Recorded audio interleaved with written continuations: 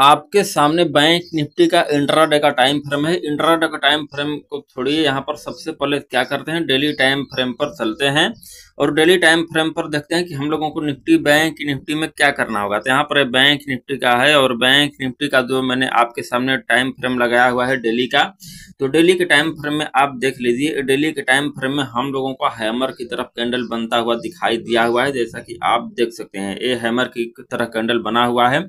तो हम लोग क्या करेंगे, 52,219 के करीब यहाँ पर आप देख सकते हैं कि ये सपोर्ट एरिया की तरह काम करेगा। यहाँ पर अगर गलती से ही मार्केट मिल जाता है तो यहाँ से एक बाउंस बैक आपको देखने को मिल सकती है, क्योंकि यहाँ से जोरदार बाउंस बैक हम लोगों को देखने को मिला हुआ है।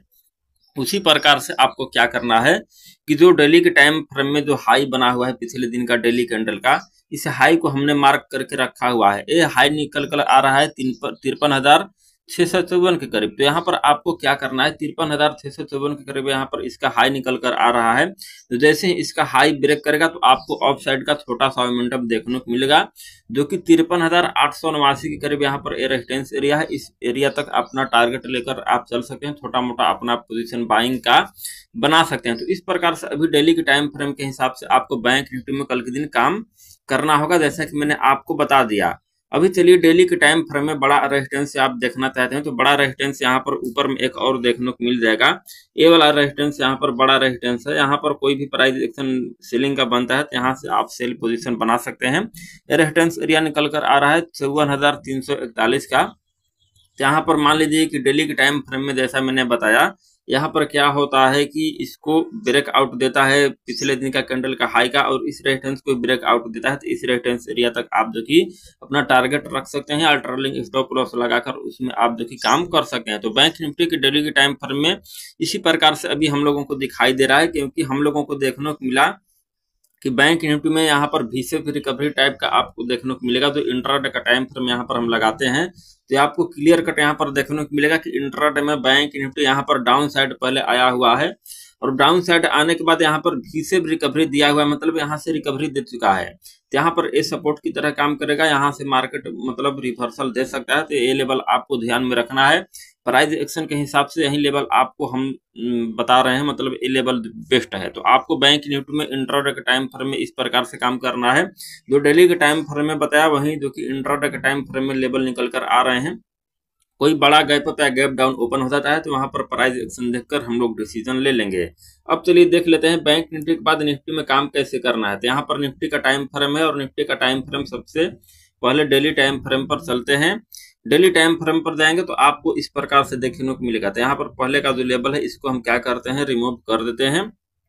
डेली के टाइम फ्रेम में देखिए, मैंने जो पहले आपको लेवल ड्रॉ करके बता रहे थे, ये वाला क्या हो रहा था कि मार्केट यहाँ पर कई दिनों से कंसोलिडेट कर रहा था। यहाँ पर आप जैसा कि देख सकते हैं कंसोलिडेट करके यहाँ पर ब्रेक डाउन दिया और यहाँ पर ब्रेक डाउन देने के बाद क्या किया कि फिर से रिकवरी जो कि निफ्टी में भी दिखाया हुआ है।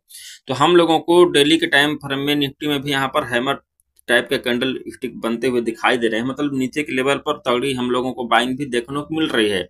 तो हम लोग क्या करेंगे, यहाँ पर नीचे का जो लेवल है इसको हम लोग मार्क कर लेंगे। ये वाला जो लेवल निकल कर आ रहा है इसको हम लोग मार्क करेंगे। इस प्रकार से आप मार्क कर सकते हैं। ये लेवल जो कि 24,279 का आ रहा है और यहाँ पर आने के बाद हम लोग क्या करेंगे, इसका हाई भी मार्क कर लेंगे। ये वाला लेवल का इंपोर्टेंट खत्म हो गया है, इसका हाई हम लोग मार्क कर लेंगे। तो ये वाला जो हाई है पिछले दिन का हाई, मतलब जो है डेली कैंडल का 24,791 का 24,800 आप मानकर चल सकते हैं। इसका जैसे ही यहाँ पर ब्रेक आउट देगा ऊपर साइड में, मतलब तो आप क्या कर सकते हैं कि बाइंग का पोजीशन बना सकते हैं। ए वाला रेजिस्टेंस एरिया आपका फर्स्ट टारगेट रहेगा।